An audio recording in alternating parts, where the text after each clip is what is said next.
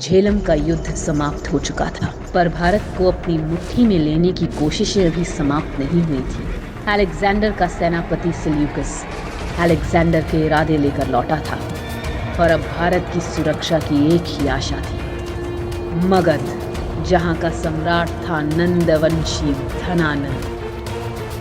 और धनानंद के दिन का प्रारंभ थोड़ा विचित्र था।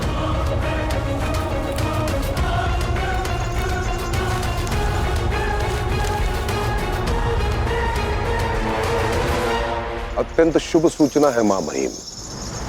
कुरु की कथा का अंत हुआ, अध्याय समाप्त।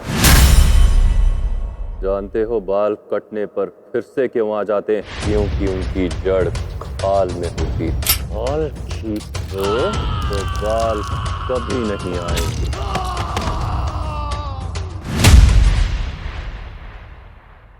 मरा केवल गुरु है, उसके अखंड भारत की सोच नहीं, और उसी सोच को लेकर वो कुटिल ब्राह्मण मगध आ रहा है, मगध आ रहा है, मगध आ रहा है, मगध आ रहा है।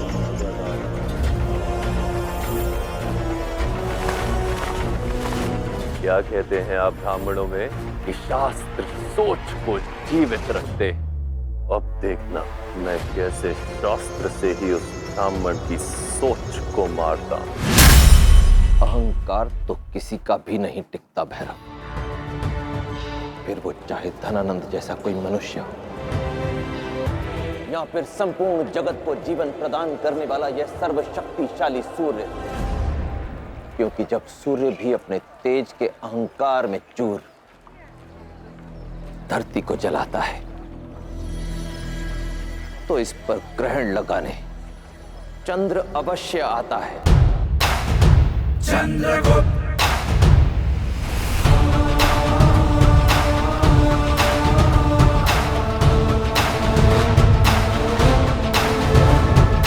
दुश्मन पे प्रहार है, चंद्रगुप्त शस्त्र जैसी धार है, चंद्रगुप्त वीर भी ये धीर भी वंश का आधार है, नीतिवान बुद्धिमान सूर्य जैसा शौर है, ये चंद्रगुप्त मौर्य है,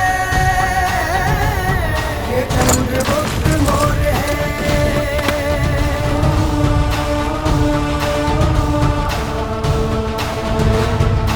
चंद्रगुप्त मौर्य, चंद्रगुप्त मौर्य, चंद्रगुप्त मौर्य, चंद्रगुप्त।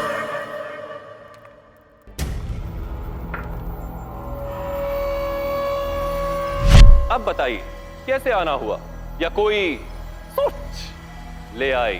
सोच भी और सूचना भी। ये मेरा सौभाग्य है और आपकी बात मैं अवश्य सुनूंगा, किंतु आप शास्त्रार्थ के अवसर पर आए हैं और मैं चाहूंगा कि आप इसमें भाग लेकर मुझे अनुग्रहित करें। मैं धनानंद आपको वचन देता हूं कि आज आपकी सोच में कोई बाधा नहीं आएगी।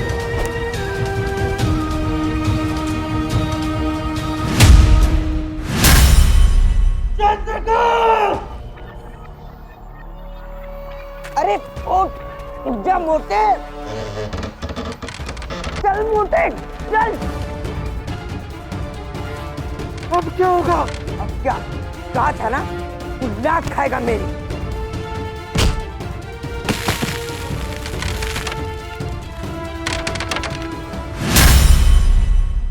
उठो मोटे, उठ जा। अंततः आ ही गया पकड़ में। चंद्र को मुट्ठी में भरने का प्रयास सभी करते हैं, पर पकड़ कोई नहीं पाता।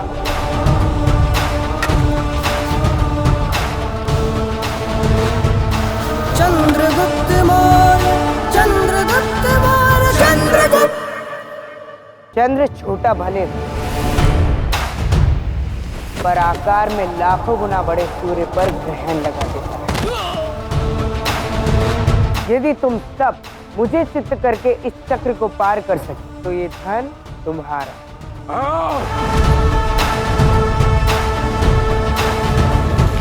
दुश्मन पे प्रहार है, चंद्रगुप्त शस्त्र जैसी धार है, चंद्रगुप्त वीर भी ये धीर भी देश का आधार है, नीतिवान बुद्धिमान सूर्य जैसा शौर्य है। ये चंद्रगुप्त मौर्य है, ये चंद्रगुप्त मौर्य है। चंद्रगुप्त मौर्य, चंद्रगुप्त मौर्य, चंद्रगुप्त मौर्य, चंद्रगुप्त। अब ये खेल यहीं समाप्त करें या फिर कोई और भी शेष है बंधु?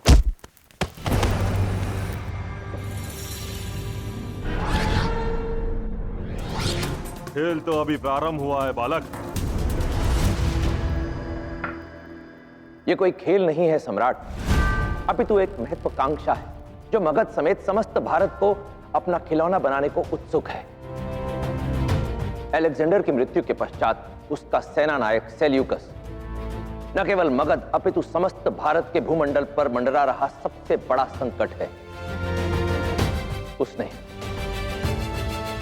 पौरव नरेश गुरु की हत्या कर दी। नहीं समझे मूर्ख ब्राह्मण, गुरु की हत्या भी धन के कारण हुई।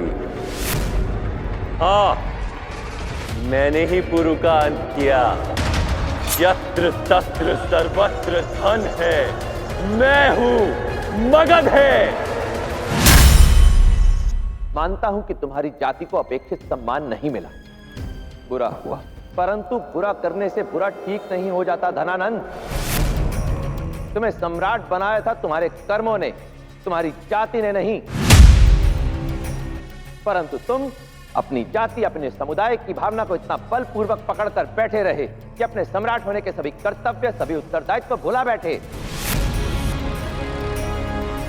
तुम्हें तो उदाहरण प्रस्तुत करना चाहिए था अपने समाज, अपनी प्रजा के समक्ष। उन्हें तुमसे प्रेरणा मिलनी चाहिए थी कि यदि उन्हें सुरक्षित रहना है तो उन्हें कर्म करना चाहिए। परंतु तुम तो सबको असुरक्षित कर बैठे धनानंद। उन कर्मों को ही भुला बैठे जिनके कारण आज तुम सम्राट हो, इस सिंहासन पर विराजमान हो। जब व्यक्ति का अस्तित्व बढ़ता है तो उसकी सोच का भी विस्तार होता है। परंतु अत्यंत खेद के साथ कहना पड़ता है धनानंद कि तुम्हारा व्यक्तित्व तो बढ़ गया, परंतु तुम्हारी सोच अत्यंत संकुचित रह गई। धिक्कार है ऐसी सोच पर।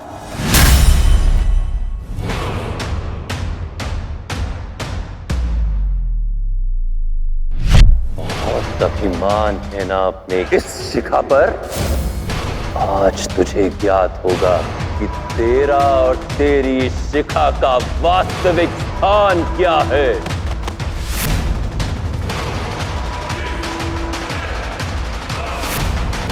इस आभूषण को छूकर तुमने गलती की है मल्ल, इसका मूल्य तुम्हें चुकाना होगा।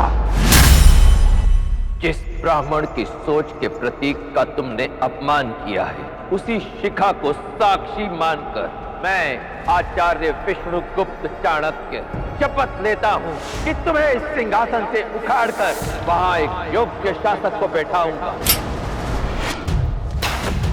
चंद्रगुप्त, चंद्रगुप्त।